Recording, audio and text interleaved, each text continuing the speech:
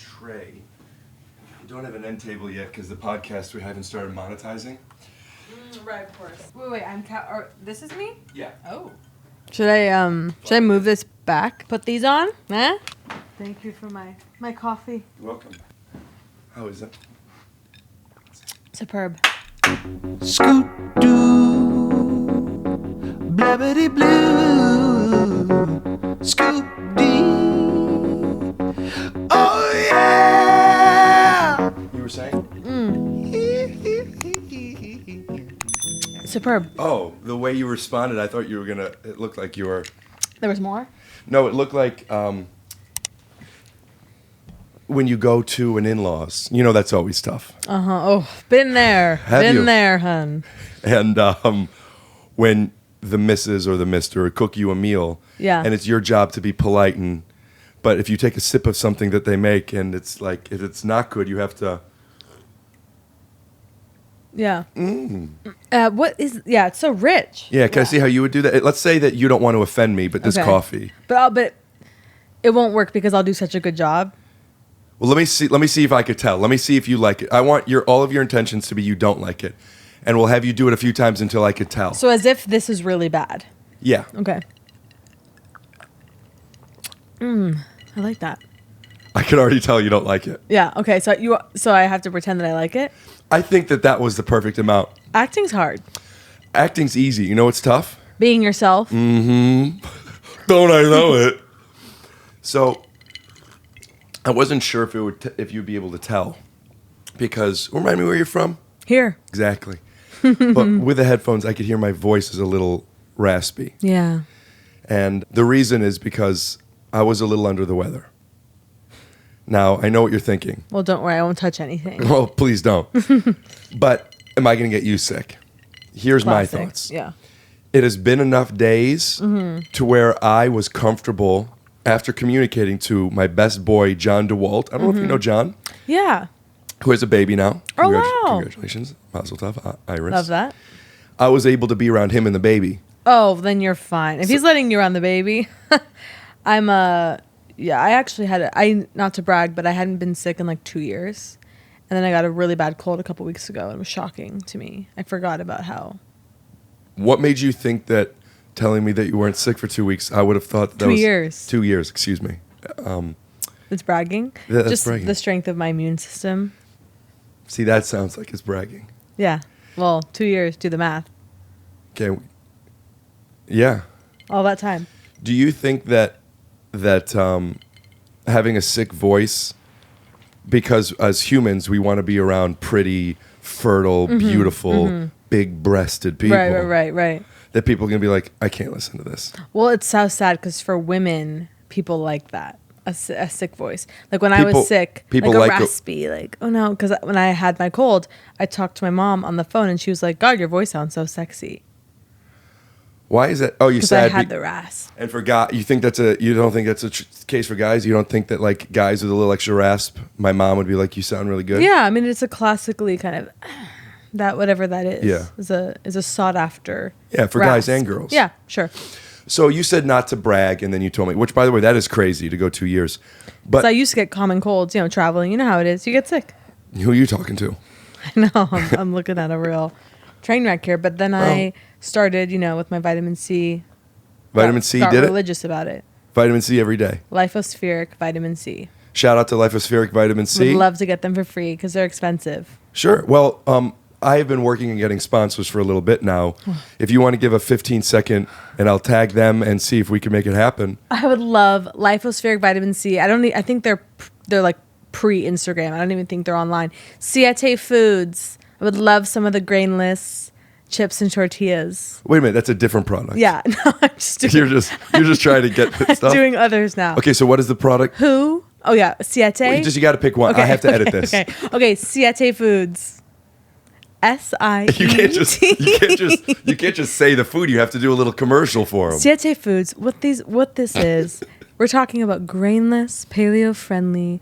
The tortillas, I collapse. They're so good. We've got cashew flour, almond flour, cassava flour.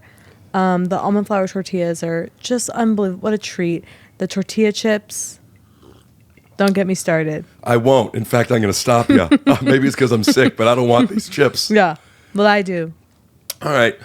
So I don't know if you've listened to all of these podcasts. Everyone? Well, then you're familiar. prepare. Then you're familiar with how we always start. Mm-hmm. We always start with the section called "To Brag," Yeah. which is where here's an opportunity with the mask of comedy where you could honestly, truthfully brag about a few things. So I'll start. Okay. To brag, I'm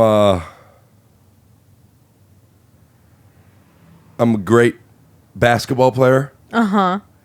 And I have a lot of expensive Magic the Gathering cards. 7 figures. Wow. Oh no, I don't. Yeah. 5 figures. That you've spent on them? I've spent 7 figures on them. I'm saying they're worth. Oh. Yeah. Oh, wow. Okay. Yeah. Could you brag for me? Yeah, I'm going to try. To brag.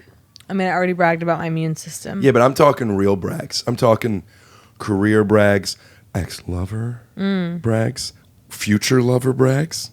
If you know for sure. Here's a brag. You know what I was thinking about recently? This is kind of cool. I had a crush on my camp counselor, and then I ended up dating him casually. How long after the crush? Years. What camp? Can't go there. Can't reveal. But Jewish isn't that camp. on paper kind of... Actually, no, shockingly. But isn't that kind of shocking? Like your counselor that you're like... Yeah, how much Wow. older is a counselor than a camper? Well, I guess... A few years? I don't know what the breakdown was. I was like 13. So he was probably 18. Probably, yeah. I think maybe a little older, actually. Oh, like 30? Maybe like 19. Okay. Yeah. And when did you guys date? I mean, I was like, this... now I'm like, I actually don't know how cool this is. I was like 24 or something. Yeah, I'm out of all the things to brag about. But you years picked- later to be like, that's the camp counselor. Did he remember you? Yeah. Oh, yeah. Did you guys date, like, go on a date, or did you guys date, like, close your eyes for a second? I don't want you to see this. dated. Oh, okay. Yeah, yeah. Then I think you could see it then. Yeah. Yeah. Yeah? But yeah, it wasn't like, it wasn't serious. What do you mean? You had casual fun. We had casual front fun. Oh, I think you just burned me while also kind of like being cool with my mistake. Now, did you play any kinky things with him? Like, call me, like, did he say, call me your CIT or something? Right. Yeah. No. I never hooked It up actually with camp. didn't end well. I actually don't want to talk about it. Oh, really? I mean, no, not like that. But I just immediately was like, oh, because in my mind I was like, something about that is kind of like fun. Like, not to brag, but I bagged the camp counselor who I had a crush on, bitch. It seems that you have this oddly confident persona while still prefacing not to brag. Yeah. Did you learn that somewhere? Probably. Do you come from people who are like, you're unattracted to the nobody's humble where you came from in LA? Why does bragging get such a bad rep? It. Yeah. I've never examined that. I actually don't think I have trouble with bragging, maybe. Well, I gave you an opportunity to brag the coolest thing, and you said that you fucked a camp counselor when you were 24. So it doesn't sound like it's in your wheelhouse. Oh my God. Okay. Let me go. Let me go back. Yeah. Let me go back. I'm trying to think about. You'll edit this out. Yeah. Maybe instead of editing out. There's almost so much, that's like. Oh, well, you don't have to pick one. But I was going to say, instead of editing out, I might just put it in fast forward. Yeah. And, the music. Yeah. Instead of finding music, I always I don't want to find music. So let me real quick just put the music in now, and I'll use that part. Perfect. And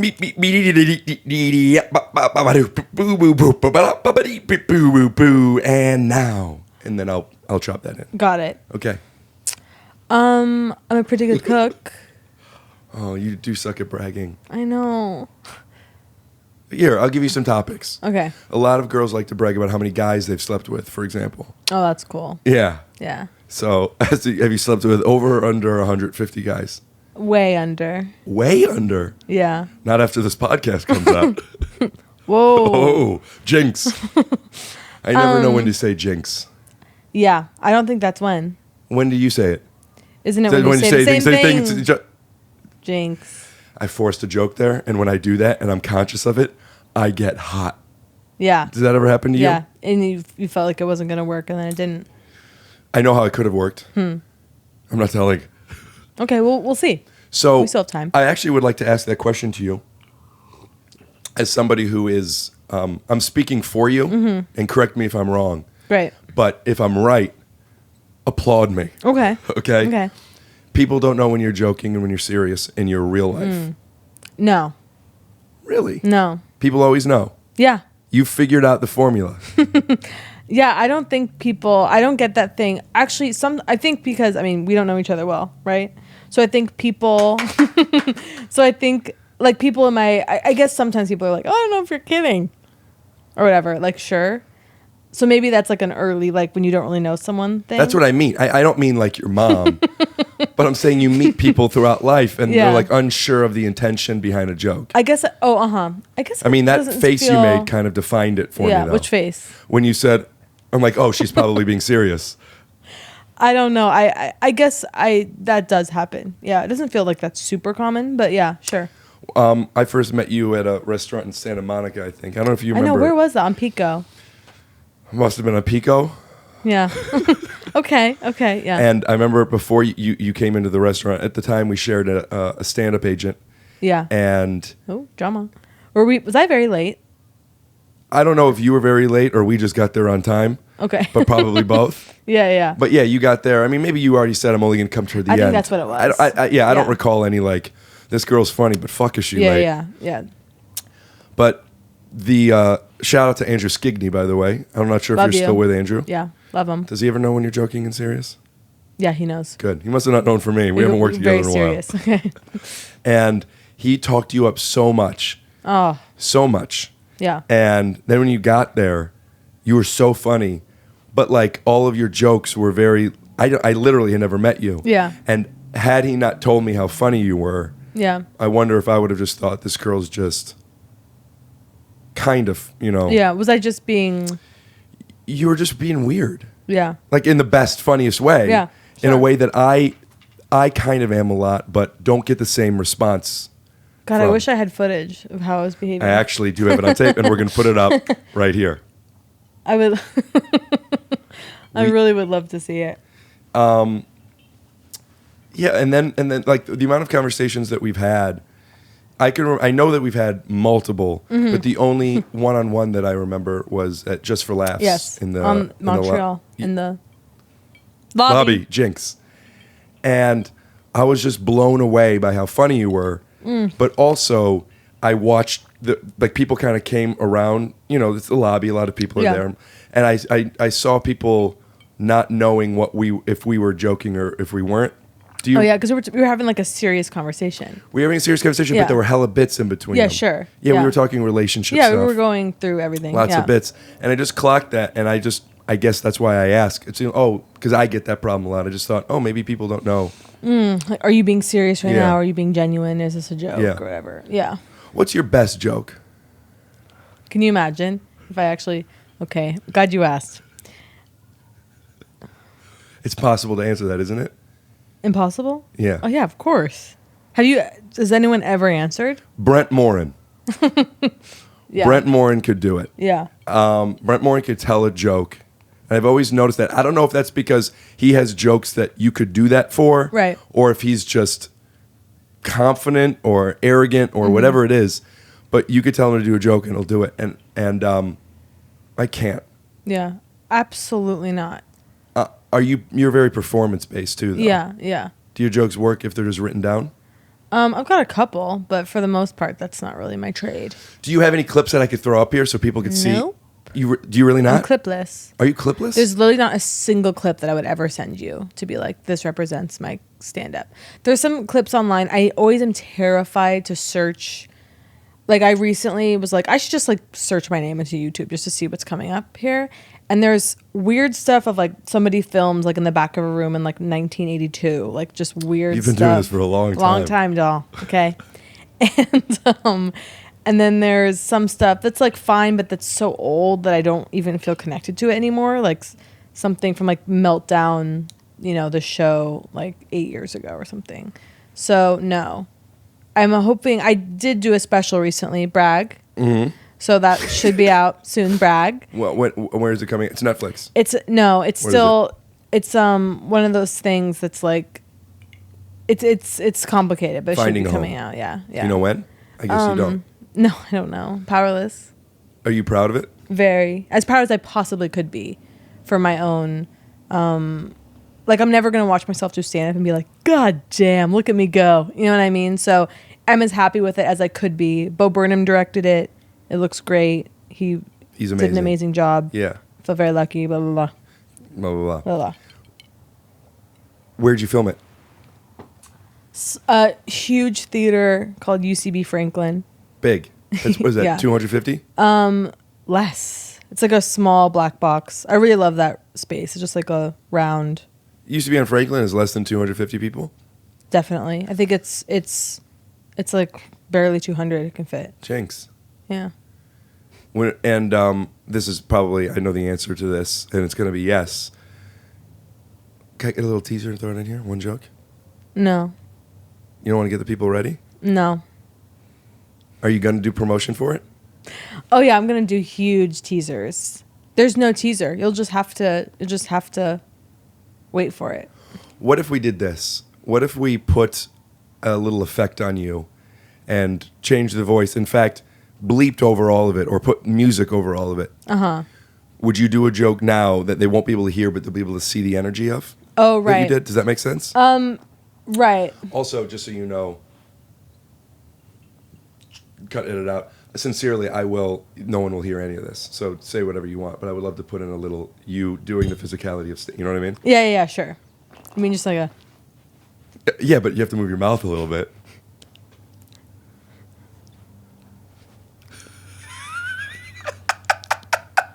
Yeah. Hey, why won't you let me share that? You know what? Have at it with that. Could I? You can take that. All right. You know what? I'm gonna. I appreciate the promo. Okay. I'm gonna show it now uncensored. Great. Is that okay? Yeah. All right. Roll the tape.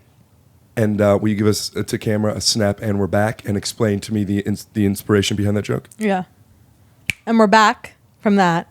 That's an oldie. That's a real oldie that I've been doing. It kind of embarrassed to even, it's the kind of thing you do and people are kind of doing it with you in the crowd because it's so Right.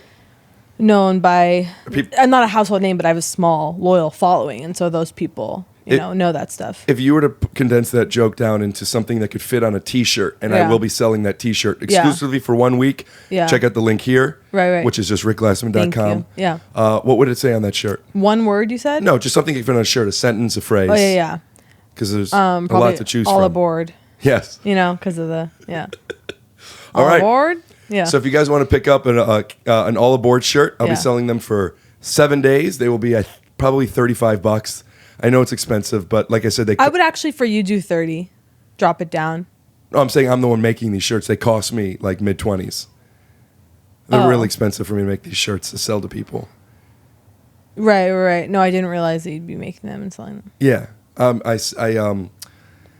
of the podcast is me. I'm getting into merchandise and just selling. Of other people's work, yeah.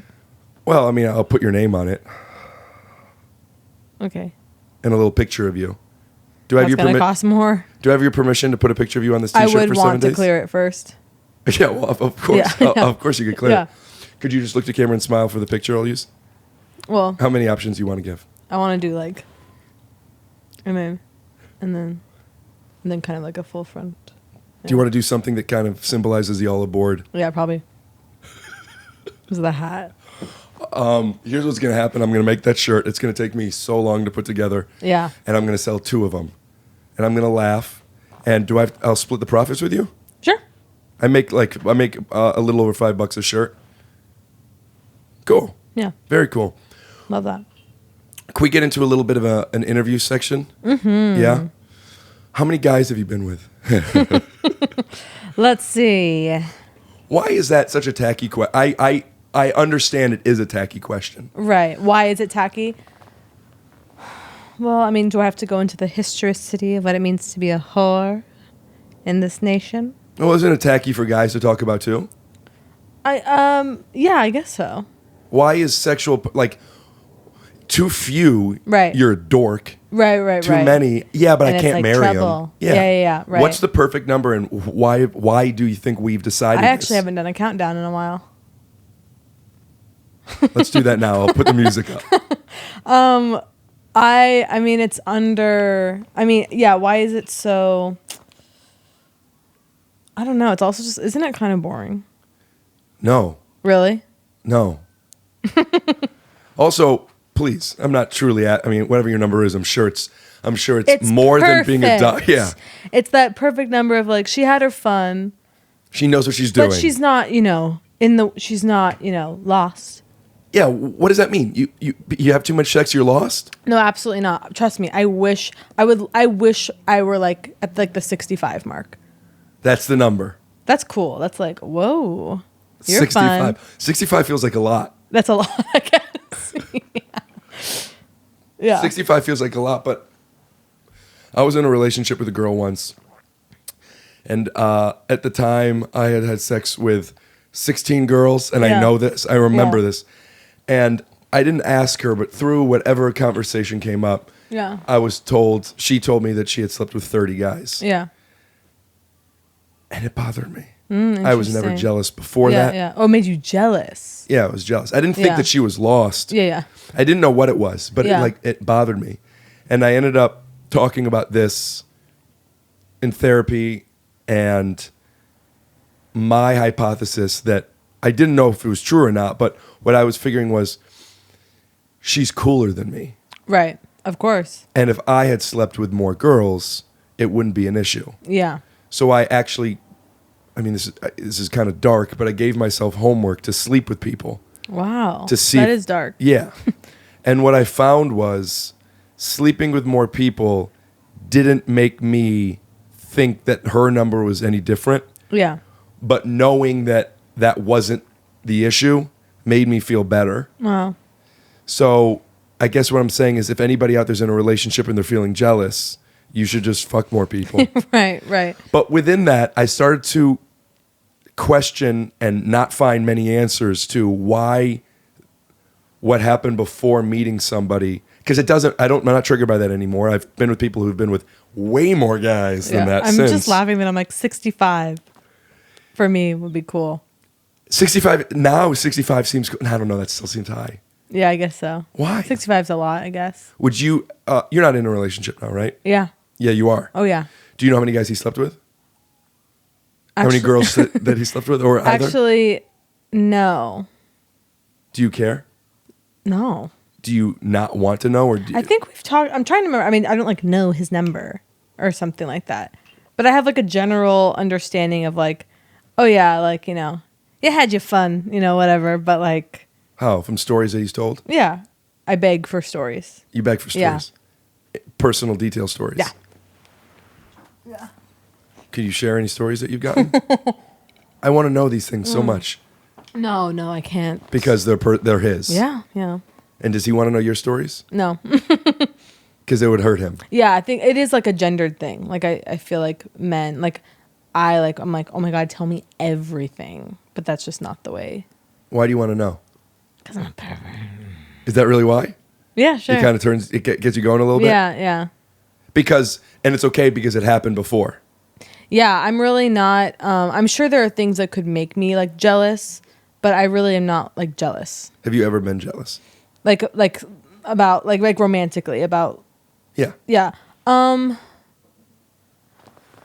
to think like, I mean, sure, I've experienced maybe like when I was younger, like I'm thinking like maybe like an ex-boyfriend in my early 20s where I was like, does he is he like secretly in love with like his friend that, like those kinds of. Right. But again, I don't really know if that's jealousy. That's a lack of trust. Yeah, maybe, or just kind of like a feeling unstable in the relationship. But I don't know. I don't feel that. that's my only real experience of jealousy was that when I found out how many guys she slept with. Oh yeah. And I knew that she did nothing wrong, and like, fuck, my voice is getting You're worse getting and emotional, worse. yeah. No, it's fine. I mean, you know, the relationship was what it was. Yeah. Oh my God. This is really good. We got to zoom on this. Because this is what we're going for. I don't want to talk about this kind of stuff on the podcast, but the truth. What if you did go there? What if actually all this running and all this joke and what if it was all for this? What if it was all to block this? And what if this is what they want to see? The truth is, there's something like cool about talking about how many people you've Yeah. had sex with, but I've gotten a lot of I've got my dick sucked a lot. Yeah. That counts. Hey, but that I've counts. never technically had sex. Yeah, never. No, I've done anal. Yeah. I've had sex in girls' assholes. Yeah. I fucked girls in their asses and they sucked my dick. That counts. Listen, don't feel bad about that, okay? That counts. I'm here to tell you that counts. You can't get a girl pregnant by fucking her in the ass and having her No. suck your dick and eat your ass. But that and jerk you counts. off It and still come on her tits. You can't. I don't know. I think it counts. Well, in that case, I've fucked about 65 girls. That's a great number. Thank you. This podcast is sponsored by potato chips. What was it? No, because now I'll never get my free stuff. If you can't integrate the brand with that. Well, as they all aboard, right? All aboard. Oh man, I've talked about this on a few podcasts, What? but podcasting as a host, I find very challenging. Oh yeah. Have you ever hosted your own? No, Then why did you connect so strongly to that? because it just sounds hard. How so? Just like, so, how many people have you fucked? I've never asked that before. That's not a take your shoes off bit that we normally do. Yeah. But it's hard because I have this want to not talk about the same stuff. Yes, of You know? course. Now I'm at the episode of asking how many people you fucked. Yeah. You know You're what like, I mean? again, yeah.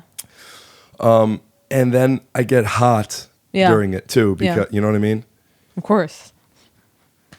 But I guess it's okay to repeat stuff. Of course. I feel that way with stand up too. Yeah, sure. Are you that way? Yeah, of course. You're like, oh God, like the shame of it, but also Doesn't matter, meaning you do it anyway. within reason, but like, yeah, it's something to be mindful of. But of course, but I after I've done a joke 4 or 5 times and it works, it worked, and I put it away, and then I try and find new stuff. And Wow. to my deficit, big time. 4 to 5, yeah, that's nothing. How often are you doing jokes? The same Oh, honey, jokes? I got the same stuff from way back. Yeah, you said you have one bit that the Chips Ahoy. Yeah, all aboard. Was from '82. All aboard. But because you're very performance based, and I improvise a lot and all of that. Of course, I have things that I repeat that are like kind of like the tent poles or whatever that I can Yeah. return to. Like, I just started finding those for myself. yeah.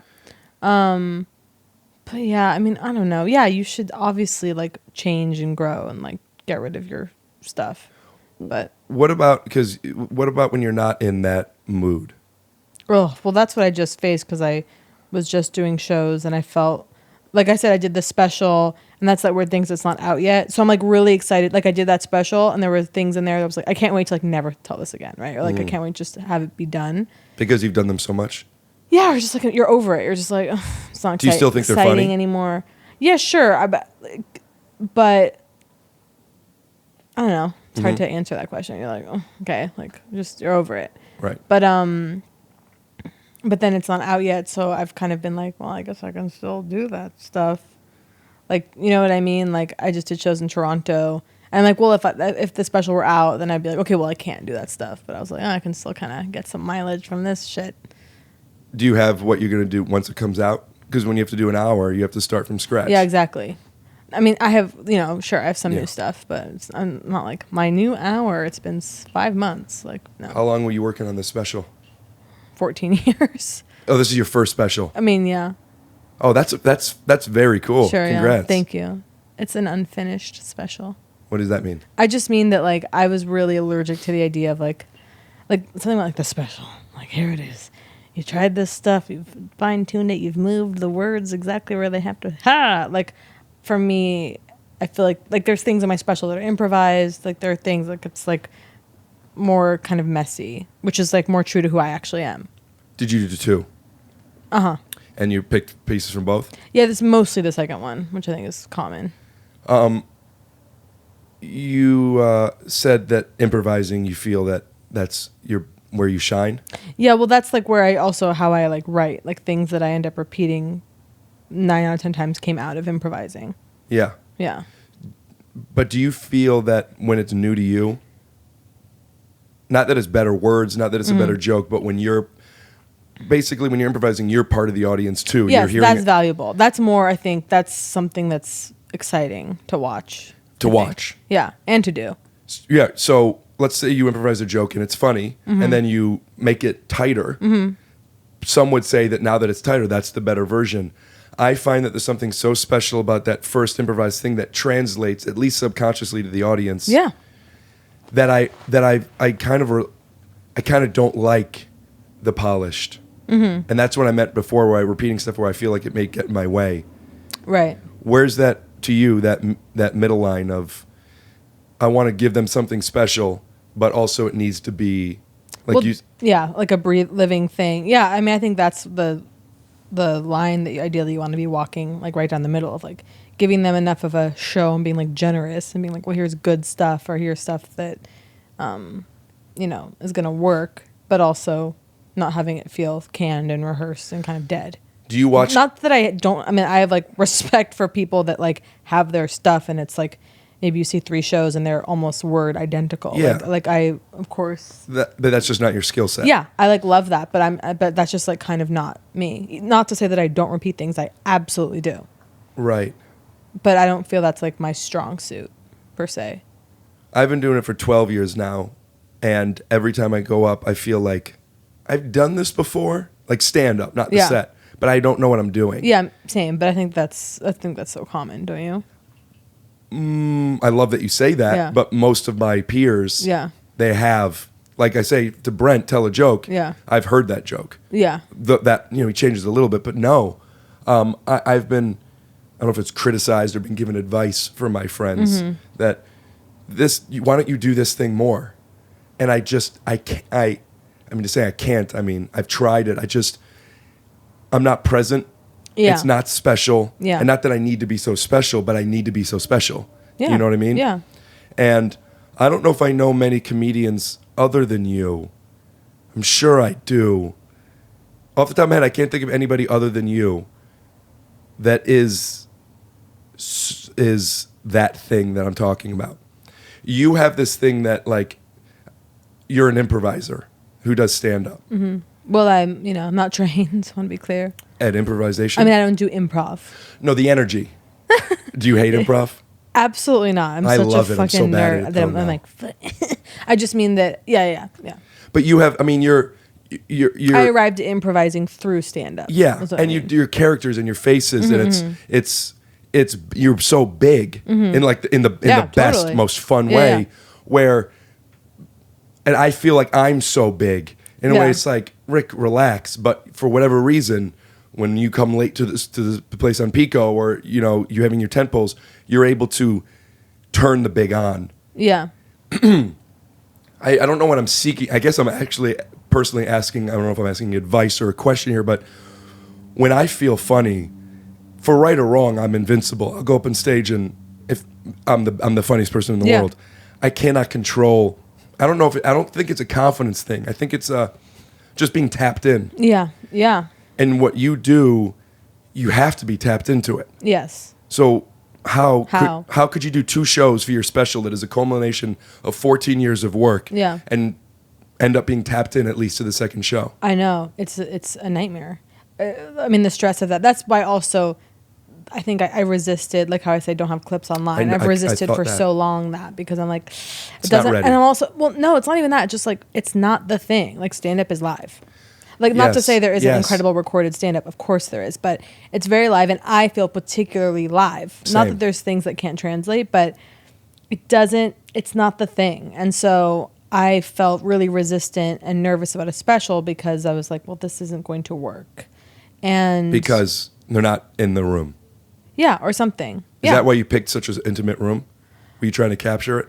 That was kind of just like an aesthetic thing, and yeah, but sure, like something that felt a little bit smaller. I think I just I was the idea of me doing a special. It's like crane shot, like I'm just like no, like it's just like so not me. I very much wanted to do. I mean, never really going to, but Yeah, have a like called the $1 Million Special, but just like a big production value, huge theater, Yeah. not filled, but crane shots and lots of pyro love and that. stuff. Yeah, that's so funny. So I have also noticed that live is the only way I want people to see me. Yeah, And what I think that is I have jokes, I do bits that could go work in any room, but they're very much catered to the energy of the room. This comedian that went before me, and or what's going on that day, and or what the room looks like.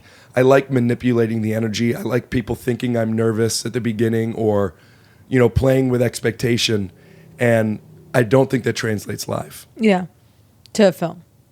Yeah, excuse me. Yeah, I don't yeah. think it translates not live. Yeah.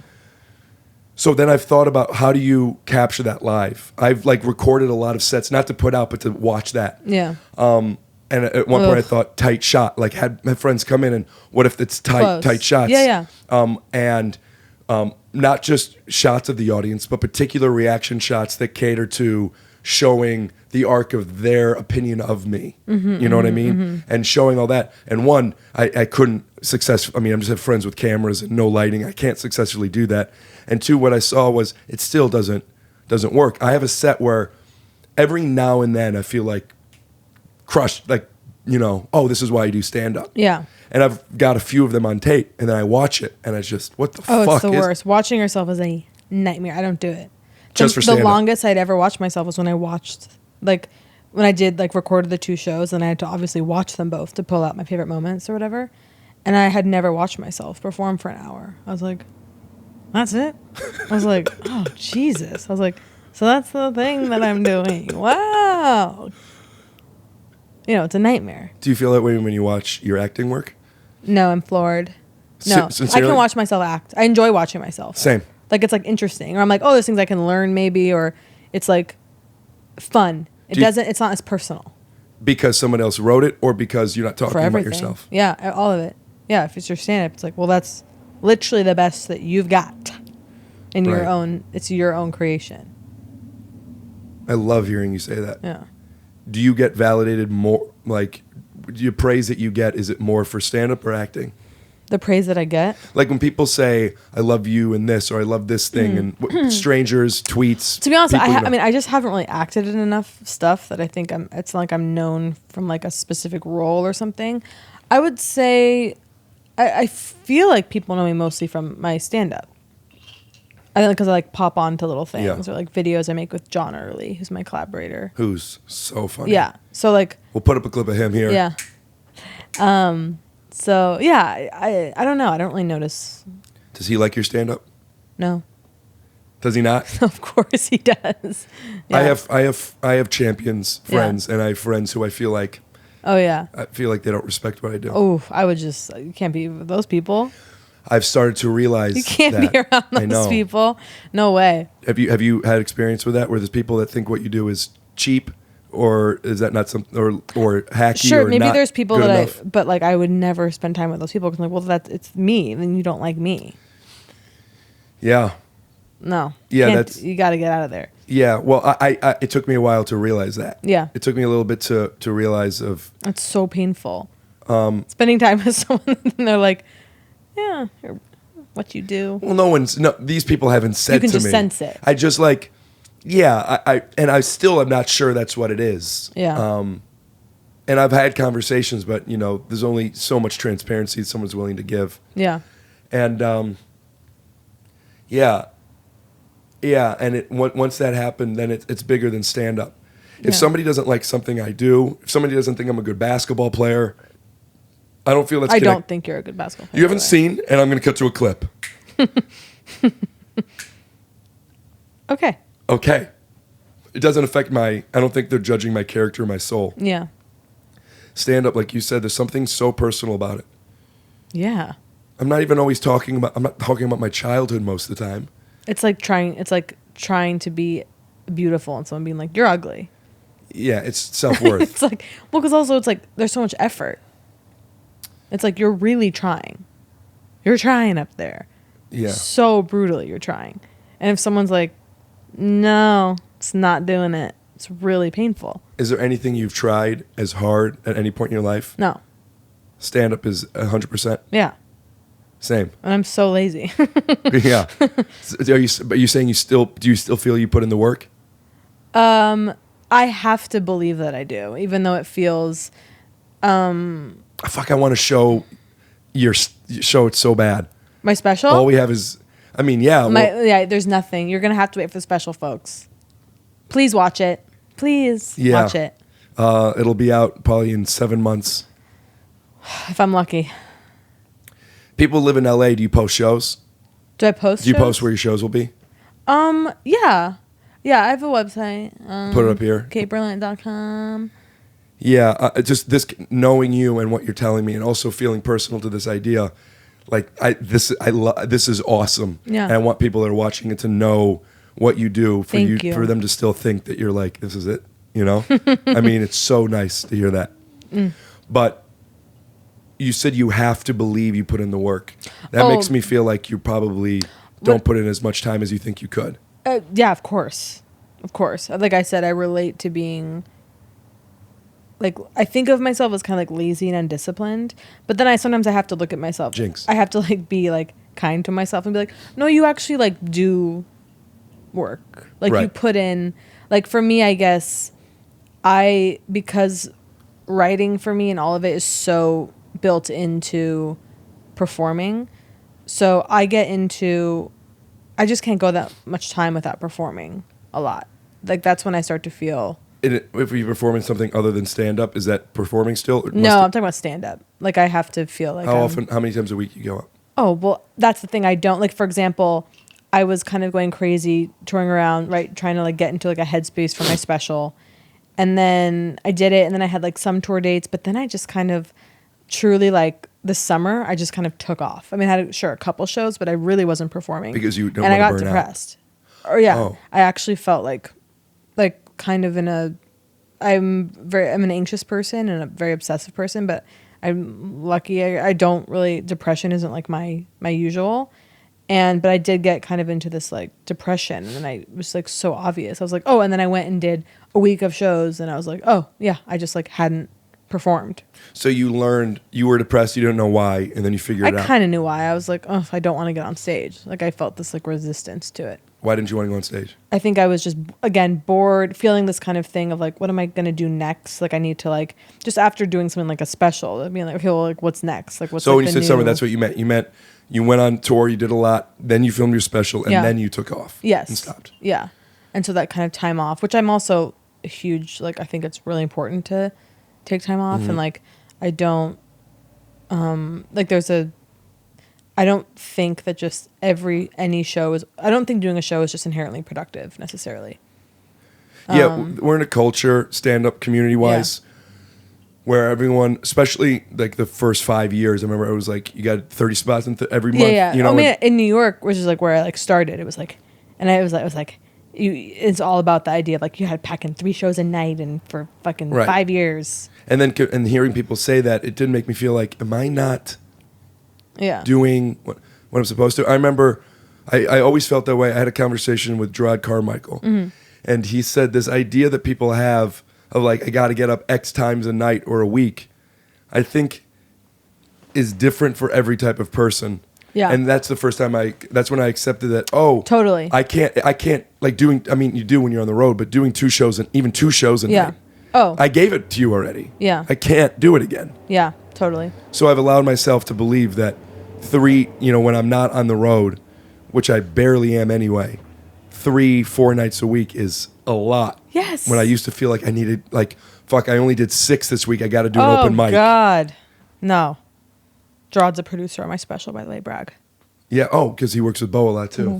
Nice brag. Slip it in, the brags. But no, I think that's a really important thing to get away from. The So idea what is- of like other expectations of like what is productivity, what is What is the work? What is more work you could do? Yeah, and one for could me, do? and that's the thing, like right now I'm kind of like, oh well, it's actually good for me to like read and like I So don't know. expand perspective that can Yeah. ultimately translate like into how, work. yeah. Read. That's my only Yeah. answer. Yeah, but you- truly like you- having other experiences is I think important. That's where the impetus to doing this podcast, calling it "Take Your Shoes Off," is I have pretty bad OCD. So it's Me too. manageable. Do you? Pure O though. Oh yeah, no compulsive disorder. Purely obsessional. So what is that? Is that an addictive thing you're saying? Yeah, it's purely obsessional OCD is it's related. Yeah, so it's not compulsions, like it's not the what you would think of as like maybe like rituals or Right. anything. It's more like thoughts that you can't really turn off. Intrusive Could you give some thoughts. examples? Oh yeah, like well the thing that's so funny is that when I read, and I do talk about this in my stand up, because I was reading symptoms, and one of them was like fear of being a pedophile. And I was Reading like, some what? Yeah, I was reading like symptoms of purely obsessional OCD because my therapist was like, you have pure O, and it was fear of being a pedophile. I was like, my whole life, yeah. You've had fear that you are a pedophile Yes.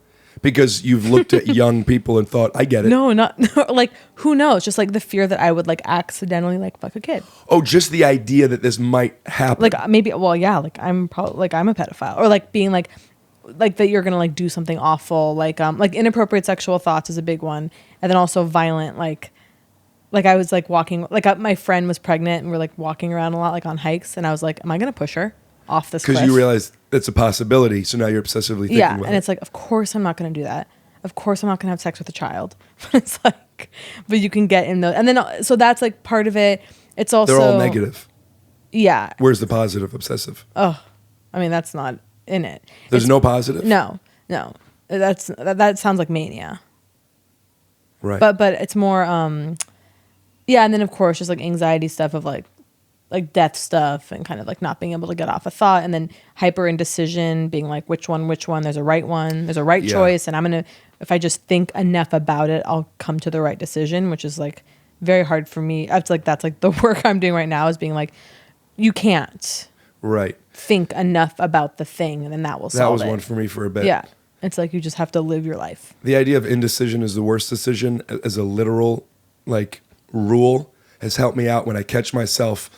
I mean, just, do I want breakfast or lunch food? I mean, legitimately, Yeah. I'm in a, especially when I'm high, I'm in a place, just snacks. I'm Yeah. 45 minutes. Yeah, totally. And the idea of there isn't a right answer, nor is there a wrong one. Yeah. You just have to live your life. Yeah. So sometimes like the parent in me says, you have to pick something now. I know. Totally. That's good. That's like self-parenting. Because I've done that where I'm like, I'll have to pull over my car and be like, which mark do I going to go to, that grocery store or that one? Which one? So does that keep you from being productive in your life? Does it stop you from action? Sometimes, if I'm like hyper anxious and I'm kind of like frozen in anxiety and I'm like, oh God, like I can't do anything or something. I have to believe there's a positive. I think there's a double-edged sword to all character traits. Yeah. My OCD has a lot of problems, Mm-hmm. but it also allows me to be hyper-focused on certain things. Yeah. And I'm just curious as far as when it's thoughts, the only positive I can think about is if it's like you going, I'm so smart or I'm so funny or I'm so pretty or whatever. Yeah. But yeah, there's no positive to that. No, I'm never like in the corner being like, God, I'm good. Like, no. Is that true? You never listen to what you've done or seen what you've done? No, sure. I'm not trying to say like I think I'm shit. I'm like, no, of course. I can take care of myself. I have, I think, a healthy amount of confidence, and I allow myself to be proud of myself or be like, oh, like you did it, or feel good about my life or what my choices. But yeah, I'm not in danger of, I think, being in like a positivity spiral. Have you ever gotten so close to thinking you're going to act on fucking a kid or pushing someone off a cliff that you had to remove yourself from a situation? Thank God. Thank God. So what do you do to work on that? What does your therapist say you do to? It's not be- about, well, she's like Prozac, but I'm like, or, it's just Do you like. want more coffee? I can. I'm fill good. myself I'm good. up. No, really. It's about what you said. It's about being like kind of like parenting yourself and being like, okay, like you're not going to do that. It's about like putting up almost walls again. It's recognizing the OCD. That's the big thing that was huge for me. How old are you? Because this is 32 And when did this happen? in the last year. This therapist who I've been seeing for a couple of years was like, this is what you got.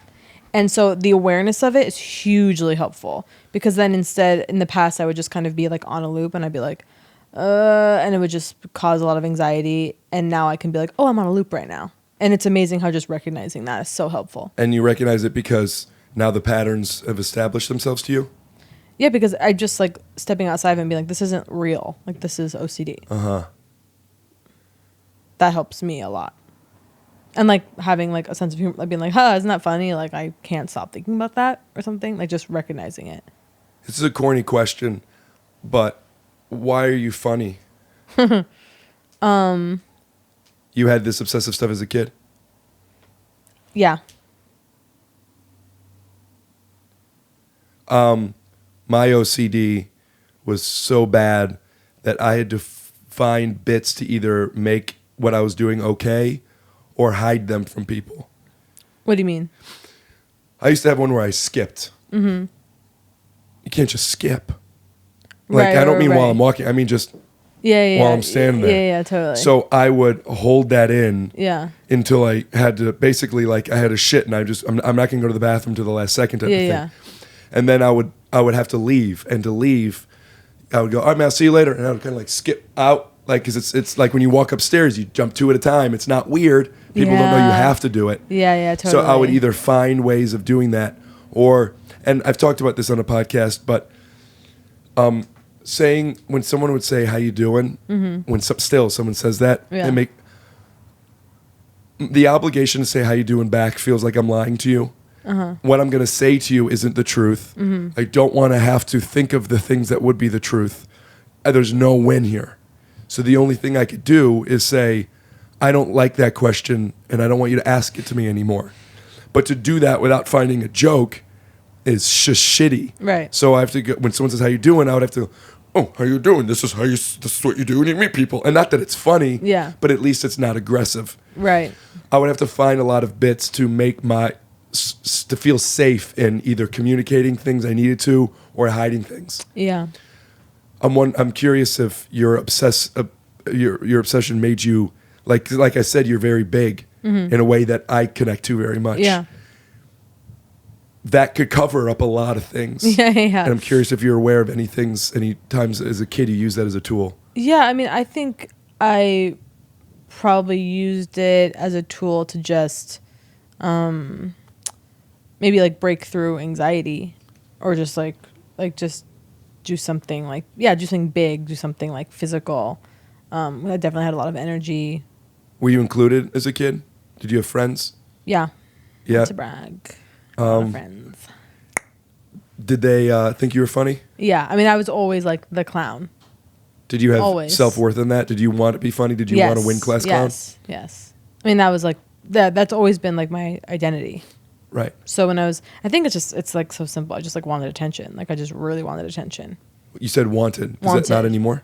Oh, still, of course, I still want attention. But I think that's like when I was younger, I was like, oh, it's funny. I can get a lot of attention for this, and I like making people laugh. And Do you have any brothers or sisters? no, Parents together? Mm-hmm. Do they give you attention? yeah.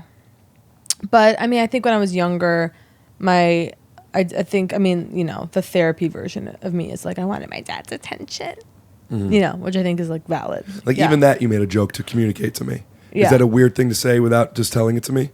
No, I can say I wanted my dad's attention. Why did you make why is that something? Because it's just like such a fucking 'Cause it's- bourgeoisie, like, Yeah. it was so hard. Like, my dad was downstairs. Like, you know what I mean? Like, it's As if like it wasn't, he was just out of the house. oh, yeah, not- it's like, oh, he was like downstairs. Did you get attention from him? Yeah, I definitely got attention from being funny.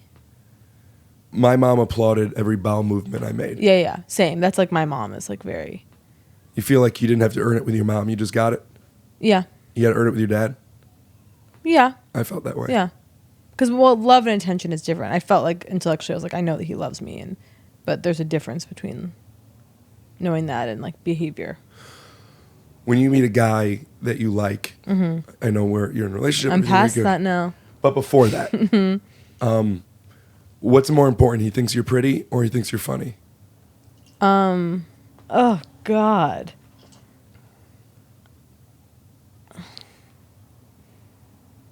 I don't know. They're both close. Well, no, of course the answer is like that he thinks I'm funny, but it's like, well, then what? You have like a sexless relationship? Well, obviously, you still want him to be attracted to you. Yeah, yeah. But I'm saying, like... No, I think it's more important, the intellectual stuff, because looks fade and sex fades, and like your... Sex fades. Changes. Okay. And like you're gonna be stuck with the person. When a girl tells me that I'm the most handsome man in the world, I say, thanks, Mom. You know, like, yeah. Obviously, I'm not, you know, I mean, like, you have friends that I know that are hotter than me. Yeah, yeah. I don't care. But when somebody says you're the funniest person or you're... Yeah, that's more valuable. Of course it's more valuable. It's not only valuable, and even though I don't believe it's possible, yeah, I need to be... I know, you know, there's a kind of a cliche that a guy wants to be... I want you to think I'm the best lover, I have the biggest wiener, or whatever it is. I don't... The only way I understand that is I need you to think I'm the funniest person. Yeah. Which isn't possible because I'm not the funniest person I know by far. But my value's so tight. You're not? No, there's 8 people. There's 8 people that I know that are funnier than me. Sorry. And they're also better looking than me. Wow. You got to get new friends, I told you. I love my friends. Me too. Yeah. I don't like how important it is that I'm funny. I've noticed that I kind of commented on it with you earlier in this podcast, but I felt myself trying, and then it's just like, that's like taking a selfie. Yeah. It's just, oh. Yeah. And when I became aware of how important that is, that's when I started to realize when I'm going into places and just like, turn it the fuck off, dude. Oh, I can't. You can't what? Well, of course I can turn it off, but also I'm like, I don't think... I have trouble with I don't like the idea that like by being big and trying to make people laugh, that's like false or something. It's not for me. False meaning not genuine. Yeah, I don't relate to that. I think there's of course there's a spectrum. Yeah, if you're insufferable and you're a psychopath and you can't have an actual conversation, like that's something to look at. But I know... I think it was that one. Yeah, okay, yeah. But I definitely have like, I can feel myself and I'm like really revved up and I'm like, fuck you. Like that's who I am. Yeah. And I can feel it sometimes like I'm coming on real strong because I will do like the backflip into the room and like, and then I would have to be careful of is like steamrolling people because I don't want to be someone who people can't talk to, or like I don't want to be someone who's talking over people and who's not letting other people exist, which is like I can definitely like do that. Like I don't want to be the person at dinner who's like I'm the only one fucking talking and everyone listen to me. And do you catch that in the moment or do you go in plan like remember? I have to do chill. both. Yeah, same. Yeah. I just started doing it Yeah. like within the past 2 years. Yeah, literally it's like my boyfriend's one who's like, you like lovingly was like, you sometimes just like you were talking over, what's his face. I'm like, ah, shit. You feel, I love that. Yeah. That's how you feel. You remove, it's so important to remove our ego from that stuff. Yeah. Like when my girlfriend says, just Yeah. like, like making the volume lower. Yeah. I'm like, oh, fuck, thank you. No, yeah, because people totally. don't tell you. People just build resentment and just think, oh, yeah, exactly. he's so loud or she's so doing too many flips. Yeah. Yeah. So I love so much being told that, so much so that since I came into this awareness in new relationships even, but definitely with people that I know, Yeah. I will communicate that, like, I want to give them a safe space of saying, sometimes when I'm feeling that way, I'll come in saying, hey guys, I'm hot right now. Yeah. And I'm in bit mode. Yeah, yeah. And if you don't want that, you got to just tell me and I'll get out. Yeah. Because I don't think people will tell me that. Yeah. I want to get to a point to where I don't need to give people the rule book on how to communicate to me. Yeah. what are your thoughts on that as far as now that your boyfriend tells you stuff and you know about the flips? When do you catch it? Is it other people's faces? I think it's just like you have to read a room and like see how people are. Like it's like you just have to look at people and like check in. So what do you see and someone's doing this? I mean, yeah, what is I'm trying to think of. It's not that hard once you're clued in. It's like, it's not that hard. I have a very hard time with it. Yeah, yeah. I mean, I'm sure there's still situations where I'm like flying, I'm riding high. I'm also like, sorry, can't stop. Like, yeah, you know that what you do is good, and so it's okay, right? Well, if I'm like manically like being crazy and joking, and if it's not, and people aren't laughing and they're not reacting, then I'm gonna stop. I'm not gonna like probably like still like double down and be like, no, this is the energy. Like, do you ever try to stop on a certain laugh? Do you ever feel like that's the one and just chill? Yeah, sure. Be like, and then do that, and then you're like, and you're swallowing relax. jokes. No, but I find myself sometimes I have to like be like, don't talk right now. Just let them talk, and that also is I think like an OCD ADD thing of like wanting like to like, you know, interject and like I have something to say, like getting overexcited. Do you think that I guess you connect to this, that you get a laugh, okay, chill, and then after 5 minutes, an hour, whatever it is, it's like they forgot. Yeah. They forgot. I have such a good one. I don't know. It's funny. I'm trying to think of the scenarios where this happens, but I think in general, if I'm like, I don't know. I'm kind of just like going. I don't know. I mean, of course, there's plenty of social situations I can be relaxed and I enjoy like having measured conversations with people. But yeah, I don't know. Most of the time, I think I'm probably like joking around a lot. When has that gotten you in trouble? I mean, in trouble. I think, yeah, if I'm hurting people's feelings because I'm not letting them talk. Or if I'm making someone feel like I don't care what they have to say because I'm just like going. Are you going and it seems like you don't care what they have to say, but you do care? Yeah, I always do care. And that's what I think is what you have to figure out, because of course I care. But if I'm like in a zone or whatever, you can like forget. Like you have to like listen to people. You have to ask people questions and you have to like let them talk. Because they're not going to tell you without you. That's something I've learned over the few years, that if I have something to say, I'm going to say it. Yeah. But some people need to have a safe space. Yes, exactly. That's hard for me. Yeah. I know. I think that's what, I mean, yeah, like I said, that's kind of like my boyfriend. Like I think because we have different communication styles. I'm much louder and I'm like a stand-up comedian and he's not. So it's like, obviously I'm going to have a different connection to like talking and like interjecting and like being loud, like stating opinions or stating feelings. And some people like aren't going to do that. They're not going to like talk over. They're not going to like get louder than someone else to make a point. Which is crazy to me. Yeah, me too. I'm like, good. I'm like, no, you just, yeah. I'm dating a girl now for under a month. Mm-hmm. You met her when you came in? Oh, wow. Under a month. That's very fresh. Very fresh.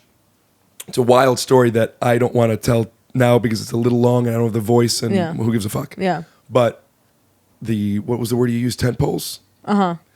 I went to London a month ago. Mm-hmm. I was talking to this girl online. We were FaceTiming.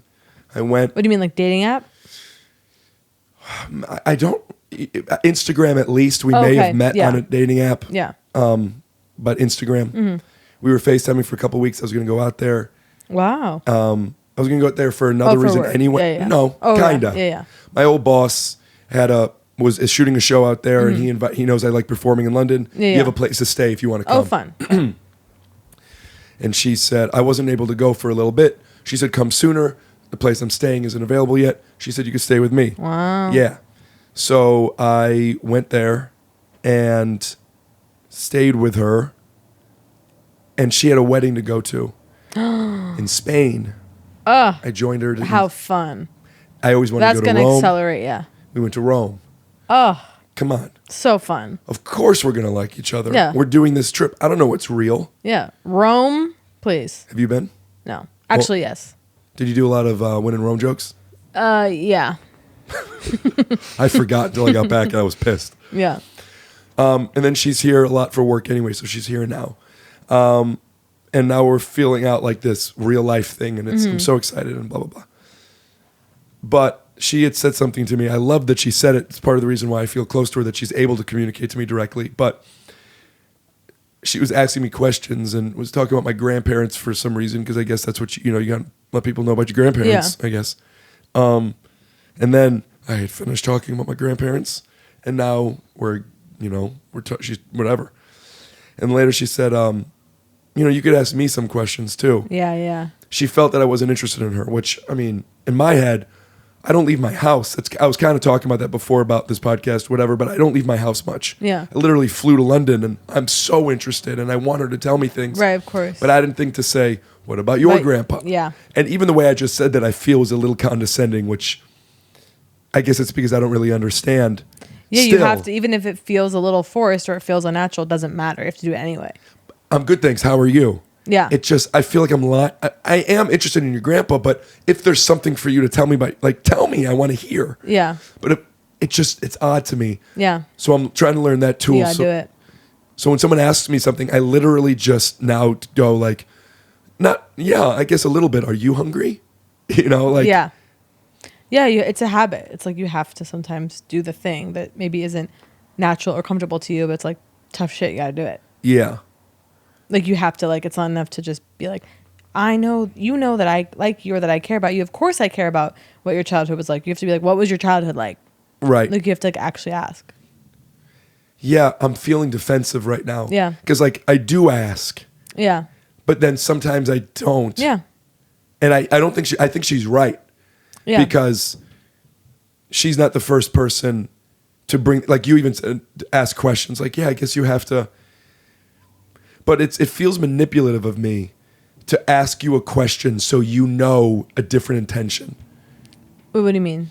I've talked about this on a podcast, and I say that the same reason I think you said. I told this in my stand-up act. I don't want to pretend. I don't know what the fuck I'm pretending, but I feel like I have to tell you. Yeah.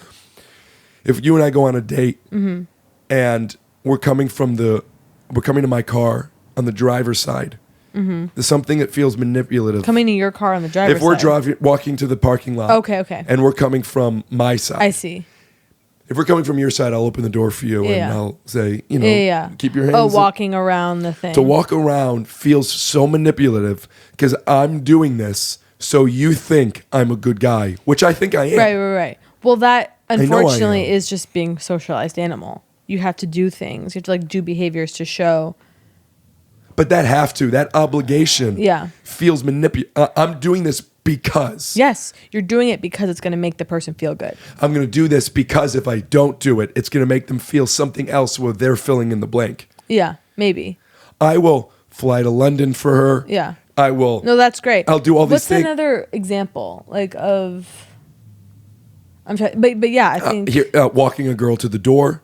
That it makes sense if it's a shady area. Yeah. But I don't date girls that live in shady areas. Okay. Yeah. Humble brag. But you mean just walking? Yeah. But I guess you have to just get over the feeling of it's maybe it is a little fake or maybe it is a little bullshitty, but it's that's what life is. You're performing every day. I don't agree. And I think it gets in the way sometimes, but I don't agree that's what life is. Well, you should do things that make you really uncomfortable. If it makes you uncomfortable to like the walking around the door thing, I mean, it's who cares, right? I mean, I don't think most people are going to care. If I don't do it? Yeah. I mean, I wouldn't care. I wouldn't be wow. Be no. But it really, truly wouldn't cross my mind. It takes me out of the moment, though. Yeah. I am now thinking, is she thinking I should? What if you said that? What if you said... that's what I do. That's what I'm saying. Well, that's then you're where fine the if you jokes say are it. survival. You say it. You can say, oh, God, just talk about it. Just to rewind for a second. Yeah. The reason I brought up the car door wasn't because I have an issue with it now. Yeah. It was just to give an example of when we forced. do things that feels manipulative. Yeah. It's funny they say manipulative because manipulation that's a very strong negative connotation. I mean it literally. I am doing this and the intention, there's subtext. I'm not getting the car door for you because you are my princess and you shouldn't touch a door handle. I still don't even understand what the fuck that thing is. Yeah. I'm doing it because I know that, you know, when you shake hands, you give a firm grip, you make eye contact, you say, good, how are you? Before you use someone's bathroom, you say, may I use your bathroom? Yeah. When you taste someone's food, you say, this is delicious. When you get in an Uber, you say, have you been driving for a long time? Like there's certain things you have to do. Right. Because to make them feel that you're interested or whatever. Yes. That's something I never clocked or thought about until I'm in my 30s. Mm-hmm. So now I'm doing these things that people know about, people expect, that it's like, it's just so much to calculate, which also makes me a little like, before I learned these things, what were people thinking about me before? Right. So there's a little insecurity to it. There's a little, and that's why I also say manipulative, because now I'm trying to make you feel interested. I'm trying to make you feel that I'm interested. Right. What I'm doing isn't why I'm interested. Right. I'm basically, it's like if you're tipping somebody at a Starbucks and waiting for them to come see you put the dollar in. Yes, of course. Which I do. Oh yeah, I'm like waving the dollar. Look at this. Yeah. But I don't want to do that I don't want to have to do that all the time. Yeah. I'm interested. I'll give you the money. Yeah. You know what I mean? It's just a dance that car door is fine. How's your grandpa's fine. But during the day, over time, it's hard to navigate this world of, you don't know, you so misunderstand my intentions or don't recognize them that I have to find a language. Like you said, your boyfriend speaks a different language. Mm. It's hard. And that translates into the stand-up. I can't lie. It's not even a moral thing. It doesn't make sense. Like, but you have to. So when I'm repeating stuff, I went and I saw this movie the other day. It's such a small little thing. Mm-hmm. But when I see a comedian say the other day, I'm out. Yeah. And so I don't know what the point of that was. I mean, I think I want to conclude what I'm saying to you. Yeah. But as the host, I feel like I need to offer something more. But fuck, man, I'm a good guy. Yeah. Well, then maybe like just pull back. You don't have to do that much. Maybe you think you have to do a lot more than you have to do. Just because this awareness has been brought to me fairly recently, I feel like I haven't found that equilibrium yet, and I'm catching up. Mm-hmm. And there's so many things I'm learning. I dated a girl once. This was a couple years ago, where she didn't have a car. Mm-hmm. I'm talking too much. No, go. Keep going. Go. Okay. Keep going. She didn't have a car, which was her decision. Mm-hmm. And I say that literally. She couldn't drive, or she just didn't have a car. What's the difference? Yeah. Good point. And she has money. Mm-hmm. She's fine. Yeah. Okay. She doesn't want to drive. Yeah. Okay. She lived in blah blah blah. Who gives a fuck? She doesn't. It's her choice. That's a fine lifestyle. I would go to her house a lot. She would come to my place a lot. When you come to my place, she was always going to sleep over, and then she always had, a lot of times she couldn't get enough sleep. She wanted to go home, whatever it was. That's why we stayed at her place more often. But a lot of times at 1 or so in the morning, she wanted to go home. Whatever, 10 p.m. She wanted to go home. Yeah. And I would always drive her home because that's what you do. Sure. But it got to a point where, like, she wanted to come here. It's like, how about we just go to your place? Because I knew I didn't want to. Yeah. And then at one point I even said, we were leaving Universal, City Walk. We had a date. I love it. Lights. It wasn't the studios. It was the chocolate covered, jalapenos. And she wanted to go to my place. I said, "Can we go to yours?" And she said, "I'd rather go to yours." And here's where I said, and I did this because I felt myself getting resentful, so I wanted to communicate this. Totally. I don't know if I'm right or wrong, but here was a feeling I had. I don't want to have to drive you home at this point. Totally reasonable. And she liked when I drove her home. Yeah. Is it okay? And I'll get you the Uber, but if we come to my place, I'm going to get you an Uber. And she said, I feel, and she said it very healthy, and she's great. Everything's great. But she said, there's something about that I don't like. And we had a conversation. Yeah. And about you not wanting to do that. About me not doing it. Yeah. It's not the thought process as much as, I understand you don't want to do it, but I think you should, and here's why. Yeah. I'm the girl, and you should want me to feel safe, and And I never clocked that. So I Yeah. said, because she Ubers everywhere because she doesn't have a car. I said, Yeah. do you not, I mean, if you don't feel safe, do you not feel safe other times when you're Ubering? She goes, no, I feel safe. So if you Uber from my place, would you not feel safe?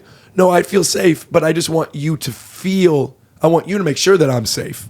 And my thought is, well, just so you know, I do feel you're safe. I Uber, you Uber everywhere. Yeah. I now know that you do feel safe. So logically, we both feel safe here. Yeah. And she said, and she said, that's a fair point, but I still feel like the guy's supposed to take care of the girl. Yeah. And so what am I supposed to do here? Right. You know, I'm supposed to. You can create a boundary and be like, to be honest, I hear you. That's valid. Then let's stay at your place because I don't want to get out of bed and drive at 10 o'clock. And, you know, like, I think that's what I did. yeah. But she needed to feel something. Well, then if that I that don't were get. a relationship that was really important to you and you were going to invest, you go, okay, to make this person feel good, I need to go out of my comfort zone Yeah. to do it. Yeah. And you would just do it. Yeah. I said that to And then her. there are things that maybe she wouldn't like to do, but that was important to you, and then she would have to do those things. At the time, we were dating for a bit. We weren't even boyfriend, girlfriend. And that's when and that started another conversation of what are we doing here? Yeah, it's like, because sometimes you're just like, oh yeah, I'm not going to do that. It's not going to make me. When I'm editing this, I feel like I'm going to you said go ahead. I don't like how much I was just talking. Okay. When I'm in this headspace and I'm even going to talk more to explain, even now it's like, does this seem like I'm not interested? Right. And now, fuck, it's No, so I hard. think you're fine. Yeah. Yeah. Whatever. How's your grandpa? Are you close with your grandparents? Never met my grandparents. My grandpas. Because My they parents died had or me moved late. away? Because they died. My parents had me when they were old. How old? My mom was 43. How old's your dad? 45. So my grandmas were like, died when I was like 2. I mean, it's fine. It's not tragic. Yeah. It's not? I mean, yeah, it would have been nice. Sure. But it's not something that I'm like wistful about really. Because I just didn't really, yeah. I'm feeling insecure right now. That you were talking too much? I mean, yes, but also what I was talking about, why I felt it was important to talk about it. Yeah, well, that's what's weird about when you're recording a conversation. It's inherently strange. If we were just having a conversation, I would still feel that way. Oh, you would. Every now and then, as I told you, I check in to make sure it's still recording. It doesn't take me out of it at all. Yeah. Just to record. Yeah. Okay. Someone I said to you, a reminder, I'm putting this on video. Yeah. The reason I do that is because someone said to me that when people have cameras on them, sometimes they can feel different. Sure. And specifically with women, I was told, I don't know if this is demeaning or realistic, but women don't want to, a friend of mine has a podcast and he chooses not to do any video. Yeah. Because he has a lot of actresses on, and he says that some women won't They'll do it. have to get or all. they'll have to get all. Yeah. You agree with that? I mean, I can understand why somebody would be like, well, yeah, of course. If I hadn't known, if this weren't being filmed, it might affect. I mean, I was already wearing this, but I would maybe be like, oh, I feel like it would obviously like affect maybe what I wore. So it's good that I told you. Yeah. Right. You should always tell people if I'm going to be filming you. Yeah. And when I say do my podcast, it's not assumed that there's video. No, I've literally. This is like. I mean, I don't do a lot of podcasts. This is like this is literally. It's funny because in the past I've gone through a streak of like all summer people ask me to do their podcast and I literally just say I have nothing to say, like in a friendly way. I'm like, I like you. It's not personal. I literally have nothing to say. I was like, I've not. Yeah. Like, even though you do backflips like into this, a room. I was like, I'm gonna do this, and then I'm doing one next. I was like, it's time to get back. When I first reached out to you about it, I was in a place where I wanted to do something way different than what we did. Oh yeah. Which I would love if you're willing to have you back and do a fun thing at some point. Yeah. But you seem like somebody. You are obviously somebody that I want to play with. Yeah. But I have no voice, and I think I'm sad. And this is nice. Honestly, I right today more in the mood just to like have a conversation. So now that you're saying yes to people's podcasts, do you still feel like you have nothing to say, or does it matter? I'm just being like, it doesn't matter. No one ever does. Like, it's fine. Just relax. But like, there's something sometimes I have a serious allergy about like talking about myself. Like, Yeah. like it's just like, Talking about yourself because it's not important. I love to talk about myself. I can talk about myself all day. But on a podcast. Yeah, it's like embarrassing. Like, I always think with my work, it's like, who the fuck are you? Who cares? That's why you know were what I mean? saying not to brag earlier, because even the littlest thing is who the fuck am I? A little bit of that, and then also just kind of I have a lot of red flags that go up around like comedians, me, you. I'm friends with a lot of comedians. We are serious people. We want to talk about our lives. We want to talk about real feelings in our lives. But part of me feels like that's not our job. And I get like I said, I have flags go up around what I perceive as maybe like self-indulgence. Yeah. You know? When other people are taking themselves too seriously. Yeah, so not that I have a problem. I take myself very seriously, and all I want to do is talk about feelings and relationships and emotions, like truly. But something about, in the context of a podcast, sometimes I get a little bit like, if I were to listen to myself or watch myself doing this, would I be like, I mean, like today, like this is fine, but I just mean a hyper serious thing of like, why do we do what we do? I'm like, how about just do what you do? Do you think that's from earning it? Like if you watch people that are at a lower level do it, but if you watch like somebody who you look up to, Yeah, sure. that's okay. Sure. It's interesting for me to, yeah, of course. So you feel that the red flags are when people haven't earned their process talk. No, because I think there are still people that are very famous that maybe I listen to them and I'm like, shut the fuck up. Yeah. Jesus. Yeah. Just be like, yeah. But I also understand there's an actual hunger for interviews like this. I'm interested in listening to interviews and I'm interested in talking and like, it's not that, I think that's why, like I said, for a while, I was like, I'm not going to do podcasts because I felt too self-conscious to do it. When I wanted to do that game of let's find brag, and then I felt you feeling hesitant for a moment. Yeah. So I tried, let me try it. Yeah. And I felt it was fine. And then when I was doing it, I said Basketball Magic the Gathering. So I did not give you a good in. I gave you a bullshit one. Right. But I want that. What, the actual brag? I want that from a guest so much. You mean an actual, like I'm in an incredibly stable relationship and I'm so happy and that? Yeah. Yeah. I'm in love. Feel so grateful. How long have you guys been together? 5.5 years ish. Wow. Yeah. You live together? Mm-hmm. He thinks you're funny? Yeah. Does he come watch you do shows? Yeah. When I want, but sometimes I'm like, don't. Right. More than not? I mostly don't want him to. Because you don't want him to see the same stuff? And also just like, it's personal. I don't know. It's like my life. It's like a separate thing in a way. Do you feel inhibited when he's there? No. Never. No. Inhibited, no. Like he came watch my specials, watch my tapings, and he comes and sees me. It's like very supportive but I don't know. It's just like, it's like mine. It's like different. The girl that I'm dating now has come and seen me a few times. Yeah. Before her, I've been in relationships for years with people, and I let them come. And when I say let, I mean that word. Yeah. I let them come 2 or 3 times in years. Yeah. I don't want it at all. Yeah, I feel like I feel like you already like me. I don't want you to see this. Yeah, it's like different. It's like, come on. Also, my friend Jacqueline Novak, who's a stand-up. Do you want to look at the camera and say shout out to Jacqueline Novak? Novak, one of my best friends, one of the most brilliant comedians of all time, truly. Say shout out and then do it. Shout out to Jacqueline Novak, one of my best friends, one of the most brilliant working comedians today. She always talks about she doesn't want her boyfriend to come because it's like the crowd's like my lover, which I totally relate to. It's like cheating almost. You're like, it's like, because it's like you're up there like you're trying to be like you're seducing people. Yeah. It's seduction. I like that so much. So I'm like I don't want you there because it's like. But that's what I'm asking. You said it, but it doesn't make you feel.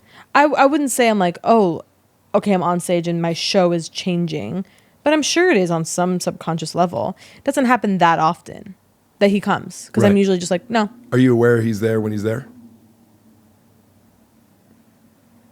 In the moment, yeah, I guess so, yeah. I want to disconnect so much, and maybe that's counterintuitive, but I want to disconnect so much from humanity. Mm-hmm. And people I know, I have my headphones in before set. I used to want to do bits to get pumped up. I realized that's not the best place. I don't want to talk to anybody. Yeah. So I have that feeling of invincibility. Nobody could hurt me if they don't like me. Yeah. When I have somebody there, and I'm more experienced with this now because I've done it more. It's better, but it still exists a little. Anybody there, someone I'm dating, Yeah. a friend, unless Yeah. it's somebody that comes, unless it's a comedian that we do together all the time. Yeah. I don't want to know they're there. Yeah, it's weird. Well, it's like, what's the phrase? It's like comedies for strangers or whatever.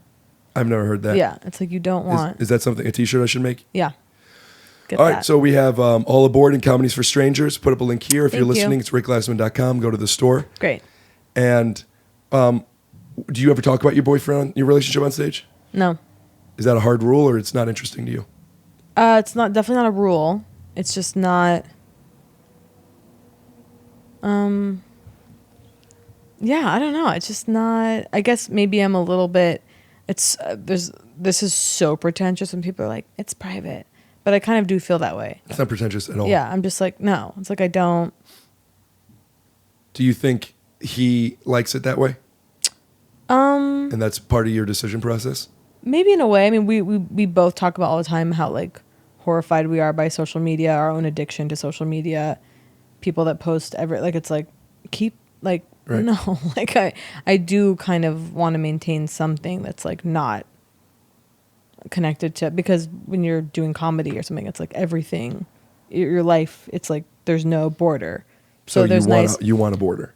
Yeah, not to say that I would never talk about. There are things that absolutely. I think that's why also my stand-up isn't necessarily like autobiographical. I'm not like my life. Yeah. Like, not that I in any way I'm saying that's just like not comfortable for me. It's not what I like. It's not what I find interesting. Maybe. Of course, I think. You. Yeah, like do you watch other people and think that's their skill set? Totally. But I just, not that I don't bring things from my real life into my stand-up. Of course I do. It's me.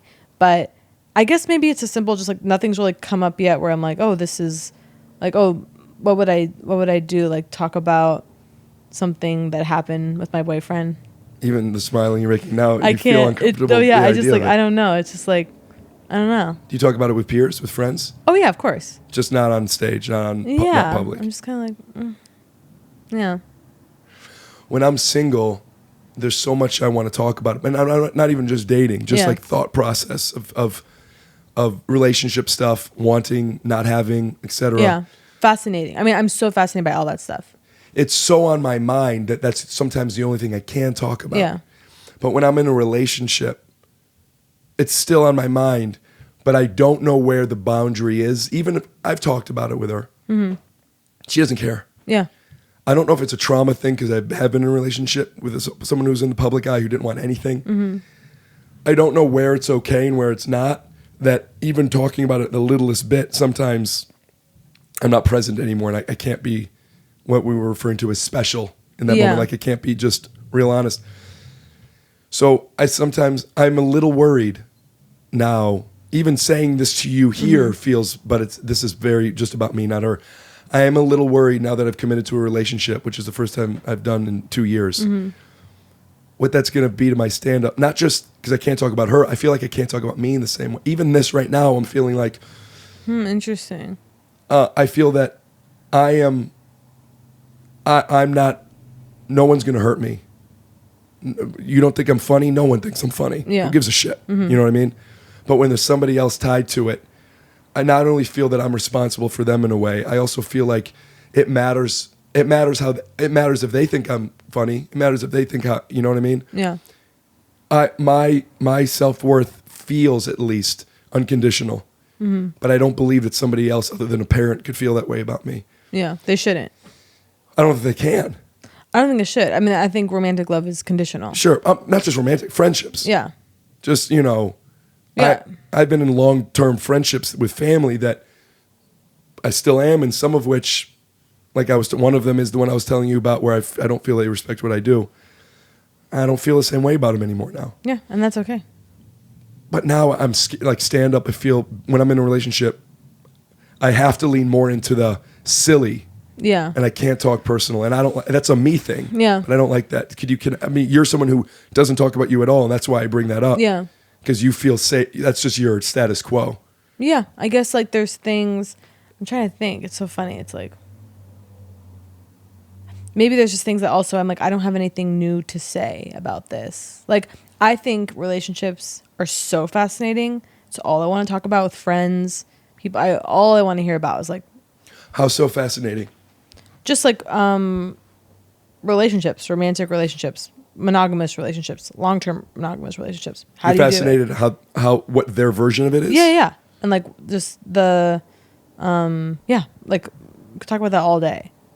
But I guess right now, and maybe I will. Maybe like I'll look up in a couple of years and I'll be like, oh, I have like something to say about this in my stand-up. Yeah. But right now, I just don't. I'm like, I don't know. I don't think I have anything. Well, you're wrong Yeah. because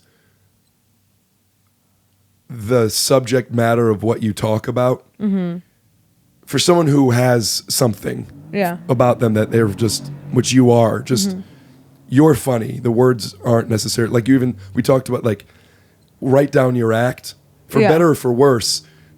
I don't get it. Yeah. You know what Yeah. I mean? See it, and I can't do that. Yeah. So what does it matter what the words are? Yeah. No. Right.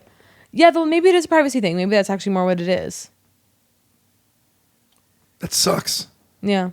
I mean, it just feels limiting. I mean, it makes sense, and I think that's Yeah. very healthy. Yeah. And I feel that way too, but I feel forced to be that way. I guess I still do feel like there isn't something that I'm like, oh, this I need to talk about. I Right. don't And if you know. don't feel the need to talk about it, you outside of can't. like my friendships and like talking about it with him or something, Yeah. but like, yeah. This is another, my second and last corny question for you. Mm-hmm. Something I'm asked a lot and I don't have an answer for. And not to say that you and I are like by any means, but the way you talk, Mm-hmm. I share a lot of your feelings about the craft. Mm-hmm. How would you describe your stand-up? Oh, Rick, no. You get asked that? Do you get asked that? Well, sure. I mean, doesn't everyone? I don't know. I don't know what people are asked. I know when people ask me that, I mean, Yeah. I don't even like the person anymore, let alone have an answer for it. Totally. It's a nightmare. So I want to, an obligatory state. Silly. Yeah. Silly. Silly. Stream of consciousness. Physical. Yeah, so you can't do it. Like. Yeah, I mean, I guess I Are you can. mad? Gun to my head a little. Are you mad at the question? Yeah, 'Cause I don't like the it's so question. childish because it's like I should just be able to be, oh God, it's like you'd think by now I'd have a goddamn answer. I'd have a canned line. Right. I'm gonna do that this year. I'm just gonna have a canned line on ice that I can. Can I hear this? The origins. I the guess first what I version just of it? said would be like, oh, it's so hard to describe, right? You kind of have to be there. I guess kind of a silly. It can be very physical. A lot of it's improvised. A lot of it's kind of stream of consciousness, but also probably kind of academic or intellectual, but also like very just kind of silly. You're so silly, Yeah. but it seems. I don't mean to be condescending when I say seems. I'm sure it is. Yeah. But it seems like you're very smart. Yeah. Do people say that about you when they see your act? Yeah. They think you're smart? Well, sure, because I like use big words or whatever. That's not why I say that. Yeah. I just think that It's kind of about, I guess you could say, like, yes, my stand-up is and this makes it sound like what I do is bad, but I'm like, it's kind of about stand-up or about performance. Yeah. It's not about stand-up. It's about maybe well, you have a performance. very deconstructive personality. Yeah. Just the faces that you're making aren't funny because they're faces. They seem to me that those are faces that you've seen in different contexts. Yeah. And you've now, I mean, I don't know, but maybe even that level of irony is lost. It's just a muscle memory thing because you're able to be funny with it. Yeah. But it just seems like the layers that you have and the stuff that you talk about are so specific and small that to be able to pull out that many things is like smart. Thank you. And I'm curious what when you get that compliment from people that you're smart. Kind of like when I asked before about being pretty or funny. Mm-hmm. Smart and funny. Let me digress for 1 second. Everyone that I've talked to, my friends, I've had this specific conversation. The number one rule of stand-up is being funny. Yeah. And I think that's second. I think and I don't know if I want to keep it that way, but I think I'm right. I think the number one thing is being believable. And that's not like telling the truth. That's just trusting that this is who this person is. They're not trying to do something. Like they're offering some sense of authenticity, which means that when you're not being funny, it's okay if you're being interesting. Yeah. But if someone watches you and thinks, wow, she's really smart, this was interesting, I don't know what I even like about it, I wasn't laughing. Yeah. Does that make you feel good or bad? It makes me feel fine. I don't know if it's good or bad. I want to be funny. So you want the laughs? Yes, I want the laughs. But if someone says, wow, that was really interesting, I'm like, great. It doesn't feel condescending to you? It doesn't feel good? It's just whatever? Because I think enough people are laughing. If it were like, no one's laughing and they were like, very smart, I'd be like, I'm going to fucking kill myself. But if it's like, if it's like working, people are laughing, and then there's someone who's like, you're smart, I'm fine. Is that how you know it's working, by laughs? Yeah.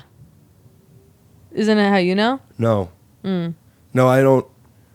I watch people that get laughs and they're not funny. Yeah, of course. Yeah, I'm also very okay with silence. And I say that, I mean that there's moments, if I'm doing an hour, there's moments that are maybe like, I want to get a lot of laughs. Of course I do. And I'm not going to feel like I did what I came to do if people aren't laughing consistently the whole time. But yeah, if there's like moments and like energies that like shift, or maybe like, that's okay with me. I think I have a very high pain tolerance too. Like sometimes I feel like I'll do a show that maybe someone else will be like, that didn't go well. And I'm like, God, it was good. Like I do feel that sometimes. So that's when you go up on stage, you're not getting laughs and you think the audience is wrong. If I'm not getting laughs? You ever on stage killing, but the audience doesn't know it. Oh, yeah, I don't think you can. I think they have to be laughing for me to feel like I did a good job. They have to be laughing a lot. Definitely. I don't feel but that maybe way. Not the whole goddamn time. Like, that's what I mean. Like in the dips, like even maybe like a 15-minute set, there can be moments you can have a rough start or something. It's not happening. And maybe and then like it's really working. And then there's like another dip, but it's like the highs have to be high. Do you you're so freeform. Do you still think that I want to open a certain way to make sure I get them and then I could play? Yeah. So you usually open with an opener? Sometimes. It changes. I don't really have like a rule for that. I feel like it's just so energetic. It's so much about like where I am. Like sometimes I'm like, oh, I'm just going to go up and like see what happens, or like something. And then sometimes but usually I feel like I'll be like, there has to sometimes like a way in, because sometimes what I'm doing is loose and confusing. So that I feel like it's generous to be like, here's something. Okay, you trust me a little bit. Yeah. Yeah. What do you do when you don't feel funny? And do you go into a stock thing, or do you acknowledge that? I don't acknowledge it. I just like push. Push energy? Yeah, just like try harder. when you do a weekend and you have to do that twice, do you ever feel like you can't do it? In a night, you mean? Yeah. You have to do 2 hours in a night. And sometimes I like that because I always like dread it ahead of time or something, but then I think it's kind of good because it's like training of just like getting into it, getting out of it, like learning how to like turn it on and off. I so much want to show stuff of you, so for people who aren't familiar can contextualize a little bit. I'll text you about it after, but if I find some stuff of yours, it doesn't have to be stand up. I'll ask your permission, but could I? Yeah. Yeah, sure.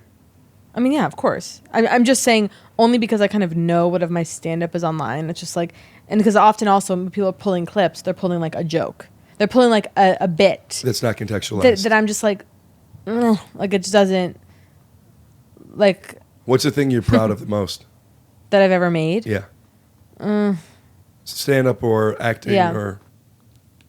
God, so much stuff I haven't. The thing that I did that I feel like people still watch, or that somehow, because again, I haven't done a lot, but I did, like a way to introduce maybe someone to me would be like, this thing I did on Netflix called The Characters. Yeah, it was great. Thank you. But that was 5 years ago. I don't know.